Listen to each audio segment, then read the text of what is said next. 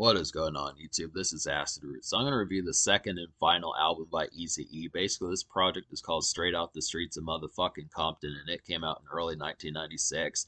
Now, Eazy-E passed in early 1995, but throughout like 93, 94, and 95, he was working on this particular album. And it was originally supposed to be a double album. At one point, it had the album title Temporary Insanity, but later on, I think by 94, it had the title Straight Off the Streets of Motherfucking Compton, and it was supposed yeah, it was going to be one of the first rap double albums. This was going to come out before Tupac's All Eyes on Me, which I think was the first rap double album, I would have to say. Originally, I remember hearing somewhere that Guns N' Roses, the rock band, was supposed to be on this album. Like, Eazy-E was working with a varied amount of folks, and he had a lot of plans for this particular project. I think it would have revolutionized in a lot of ways, like G-Funk and that type of stuff. I definitely think he might have had a real hit album on his hands. It's not to say this album isn't hit already. It's just the concept that it kind of feels somewhat truncated just because his health was kind of on the decline around this time. I mean, I don't know. I mean, I think there's some songs on here, like there is like a Dog Pound diss on here, like Dog Pound and Snoop Dogg kind of dissed Eazy-E and them on like the hit single from Murder Was the Case soundtrack, which was called What Would You Do? So Eazy-E was alive for that particular song to come out, and he dissed them back. So it was getting ready to be like a pretty big war between Ruthless Records and Death Row and that type of stuff, but it just didn't really. It was getting ready to be a pretty big war between Death Row Records and Ruthless Records, but it just didn't really pan out that way because Eazy passed before this album could full blown come out. But it's at least interesting kind of see. For the most part, it's not too common. Like on Eazy-E's 1993 EP. It's on Dr. Dre 187 of Killa. He was at least dissing Snoop Dogg and Dr. Dre, but as the years progressed, as we got to 94, the more of the death row folks started to enter the war and that type of stuff. So it's just interesting that Eazy was ready to take on the Dog Pound too. So you can find that on here. It's just a lot of stuff. I do feel like I was saying, this is kind of like a truncated album just because it just feels kind of sketchy in like some senses, just to see the completionary stuff that would have happened for this particular album. But it is, in my eyes, like a classic. This is a classic West Coast album. I feel like it's up there with like Brother Lynch Hung's. I feel like it's up there with The Chronic and Doggy Style and Brother Lynch Hung's Season of the Sickness and Tupac's All Eyes on Me and some of those type ones and Me Against the World. I mean, I can see in some cases folks saying that like it's not as good as Me Against the World and All Eyes on Me just because Eazy-E just didn't have like the sheer lyricism of Tupac or someone like that, or the affability of Snoop Dogg. But I really do feel like this is quite the quality project. This is easily Eazy-E's best project, I would have to say. The beats are just outstanding. His overall character and emphasis is pretty powerful on here, and there's just a lot of good things to kind of talk about. It just, the personality that he had, it's kind of low key, but I like the concept. Eazy-E was kind of getting into horrorcore on this particular project, and he had a lot of things kind of going on. I definitely, and it makes me question what the Guns N' Roses song would have been like, and if Bone Thugs would have been on there. This would have been a great time for Ruthless Records, because I think the summer of 1995 would have been a great time for Ruthless Records, just because this album would have come out, and then on top of that, the Bone Thugs album would have come out. So it definitely would have been pretty crazy just between that and him getting ready to combat Dr. Dre and some of that type of stuff, and Snoop Dogg and the Dog Pound. It would have been interesting to have seen what would have happened had that went on to happen and stuff. But it's just some good stuff on here. There's just a lot of good moments. Eazy-E's swan song here is just a particularly excellent one, and this is just some excellent stuff that just has a lot of good vibes about it, that just really carried off his energy quite well. And I think it would have lasted throughout the mid-90s as far as that could have went, just definitely. So he just was a good example of doing that. So I'd have to say there was only one single on that album. That single was Just to Let You Know. So the first and only single off this album is Just to Let You Know. And this is a slick ride out kind of vintage Cali bop. I would have to say it's a dope swan song Eazy-E single, and it just has some snaring bite about it. So this is definitely one. I just really like the kind of sardonic kind of draw of this particular song as Eazy-E started to combat more folks, and just kind of had that vibe that he's always going to be him, and just had the context of just saying fuck it, fuck the world, that type of stuff. Just him having like his typical bite that he had back in the 80s and just being able to do it real well. It's just a good concept to kind of have it, just typical pizzazz. It's kind of interesting for this song because it had been a while. It's kind of interesting to get this Eazy-E single because this is one of the first ones that he did without Dr. Dre's help and that type of stuff, minus like the EPs he put out where he was just like, you know, 5150 Home for the Sick, and then the It's on Dr. Dre EPs, which did kind of have singles, but they were just kind of brief. And I definitely feel like the production on here is just pretty great. This has a real kind of melancholy kind of piano beat with like some G-funk snares in there. It definitely has. I just would have to say it's just interesting because Eazy-E had not really dropped an album since 1988. So all the stuff that kind of went in between getting him back in like 94, 95 was pretty interesting as far as that kind of went. He has a couple of barbs that like Snoop Dogg, Death Row, and Dr. Dre on here as far as that kind of went. Just that same still kind of just the concept of fleshing that out a little bit more and seeing what's going to happen. This would have been interesting to kind of have that sound, but he doesn't mention Bone Thugs on here, so it's kind of interesting. Just the stuff that he had been up to around this time was just, it felt like originally back in '94 when he was still around, this was just going to be like a more typical kind of vibe for Eazy as far as that kind of went, which was dope because he had some dope stuff. So that's just kind of the concept. But this is a great kind of one of the final singles by Eazy that just has a lot of good leverage about it. And just an excellent little song to kind of have this kind of shrill, kind of melancholy type G funk that it kind of has. So to talk about the songs I enjoy on this album, there are 14 songs on this album, and minus like the 3 interlude type skit type songs, that brings it down to 11. And out of those 11 songs, I wound up recommending 10. So that's the vast majority of this album. This album's going to get a 10 out of 10.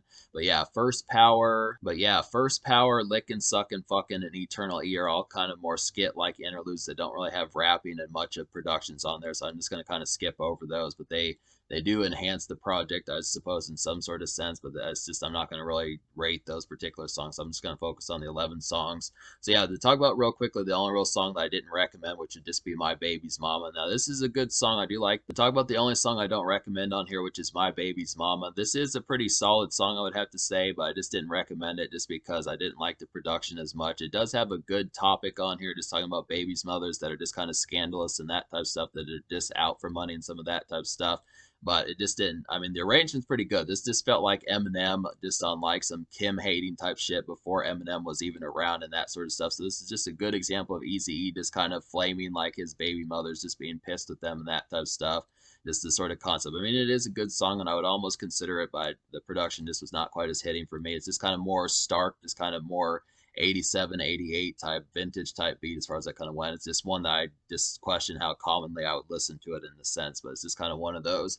But yeah, the other 10 songs on this album are excellent. So yeah, this album gets a 10 out of 10. Just to kind of go down the list. So Sippin' on a 40 is like the perfect kind of slizzard house party gem, I would have to say. It's a get tipsy, call up the crew kind of gem, I would have to say. And it's just a drowsy and effective drawl that it has. So this is probably one of my favorite songs on the album, Sippin' on a 40. Just classic vintage Cali in a sense. It's a perfect little song to get crunk to. It's the perfect little song to get crunk to all year round. This really hits pretty heavily, I would have to say. Just really like the concept of getting this one. It's just a great kind of vintage Cali type tune that just feels like you're just drinking 40 ounces on like the city streets and the residential streets as far as that kind of goes. Just an easy kind of one for just summer evenings and just malaise kind of feels about it. Just a perfect little recreational kind of house party gem to kind of have things get turned up. Just a perfect little house party, get cranked, get tipsy kind of song to have for some things as you get riled up a bit. So it's a perfect little song for that sort of concept, I would have to say.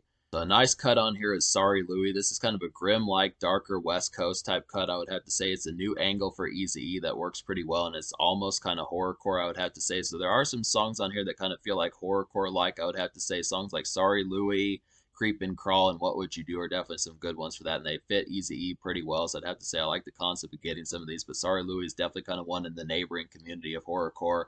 Makes me wonder if Eazy-E knew about Brother Lynch Hung and like Esham and some of those type folks, because it was definitely a concept from about 93 forward. He kind of had some of those contexts. The Motherfucking Real with MC Ren from NWA is a nice one on here. This is a great kind of low-key smoke a few cut, I would have to say. It's just a vintage Cali crew type cut, I would definitely say, and it's just a lazy kind of regular house party night, I definitely feel like. So this is one that's a good pairing with like Sipping on a 40. This is another kind of good one for some smoking and drinking kind of sessions, having some fried chicken, some stuff like that, football games on, smoke a few swishers, that type of stuff, or some zigzags and stuff like that. Just some good tunes to kind of kick back and relax a bit and just really be in the cut and that type of stuff as far as that kind of goes. Just some good bops.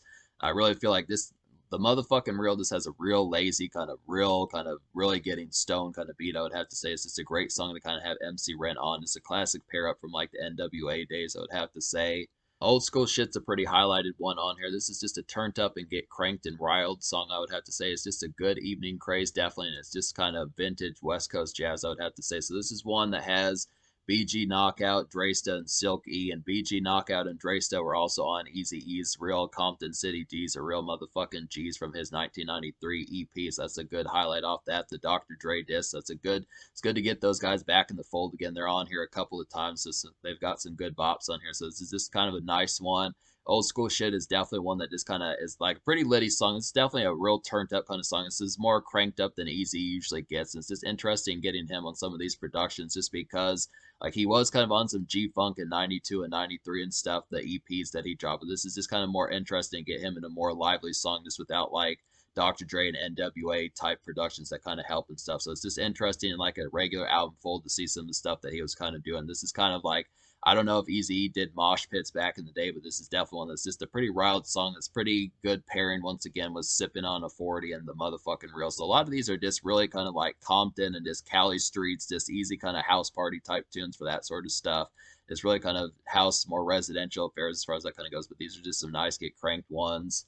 Nuts on Your Chin is a pretty good one. This is a jivey kind of night venue bounce, I would have to say. It's just some simple kind of night pizzazz, and it's just a good dance gem for some outings fare, I would definitely have to say. So this is kind of a club bop from Eazy-E. I like this one. It's just kind of a basic kind of song. It's almost kind of vanilla type beat, I would have to say, but this works pretty well. This one just feels like it could be like a song on like a house party movie type soundtrack, something like that. This is just another one that could kind of be a house party. It's a little bit more lively. I feel like this one could probably be in a night venue or a nightclub, something like that.